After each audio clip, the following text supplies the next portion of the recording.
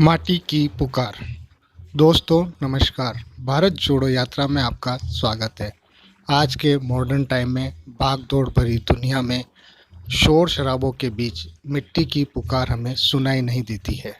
आज के वैज्ञानिक युग में मिट्टी की बात करना मतलब अपना मजाक बनाना होता है, लेकिन दोस्तों मिट्टी बोलती है। आप क्रिकेट प्रेमी बड़े अच्छे से इस चीज़ को समझते हैं। जब आप मैच शुरू होने से पहले क्यूरेटर की रिपोर्ट बड़ी बारीकी से सुनते हैं। मैच शुरू होने से पूर्व पिच का क्यूरेटर बड़ी बारीकी से पिच का निरीक्षण करता है और वो बताता है यह कैसी पिच है, इस बैटिंग पिच है या बॉलिंग पिच है, और अगर बॉलिंग पिच है तो किसको सपोर्ट करेगी, स्पिनर को या मीडियम फेसर को। क्यूरेटर की रिपोर्ट बहुत महत्वपूर्ण होता है क्योंकि वो पिच की मिट्टी से ही ये अनुमान लगाता है किस तरह की पिच आज खेलेगी, और उस क्यूरेटिव रिपोर्ट को महत्व देने वाला ही प्लेयर इस मैच को जीतने का प्रयास करता है। क्यूरेटर जो कि पिच का एक्सपर्ट होता है, किसकी बात सुनता है? मिट्टी की ही बात सुनता है ना। अब आप बताइए, मिट्टी की आवाज़ होती है कि नहीं? मिट्टी की आवाज़ बागवान को सुनाई देती है, मिट्टी की आवाज़ किसान को सुनाई देती है, मिट्टी की आवाज़ हर उस आदमी को सुनाई देती है जिससे मिट्टी से लगाव होता है। मिट्टी से जुड़े आदमी को किसी से डरने की जरूरत नहीं है। यही बात राहुल गांधी अपनी स्पीच में भी कह रहे हैं। सुनिए क्या कह रहे हैं राहुल गांधी। डरो मत, किसी चीज से डरो मत। मैं नरेंद्र मोदी की बात नहीं कर रहा हूं, मैं आरएसएस की बात नहीं कर रहा हूं। जिंदगी में किसी चीज से डरो मत, कभी नहीं डरो। अगर डरोगे नहीं तो किसी से नफरत करोगे नहीं, हो ही नहीं सकता।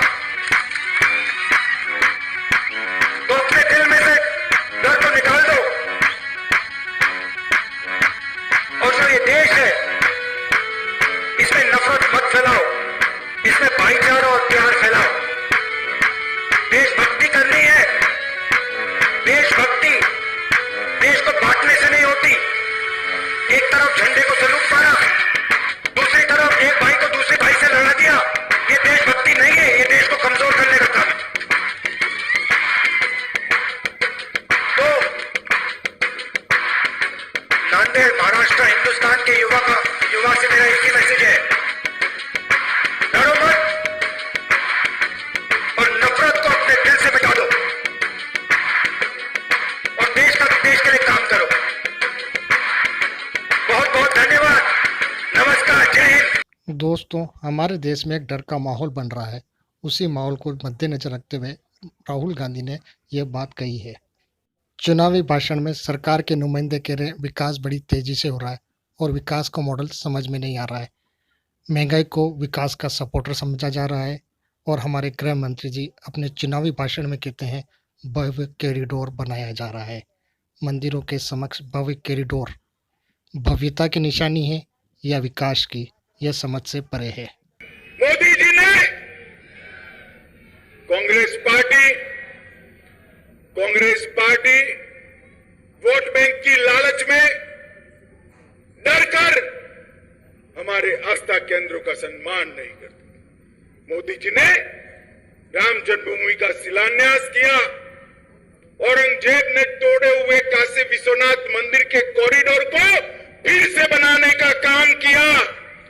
उज्जैन के अंदर भगवान महाकाल लोक बनाने का काम किया। बद्री धाम, केदार धाम, गुजरात के अंदर सोमनाथ, अंबाजी, पावागढ़, इस सारे आस्था केंद्रों को फिर से एक बार ऊर्जावान बनाने का काम देश के प्रधानमंत्री नरेंद्र मोदी जी ने किया। गृह मंत्री जी की स्पीच से यह तो स्पष्ट हो गया है, बद्रीनाथ, केदारनाथ और महाकाल में भव्य कॉरिडोर का निर्माण किया गया है।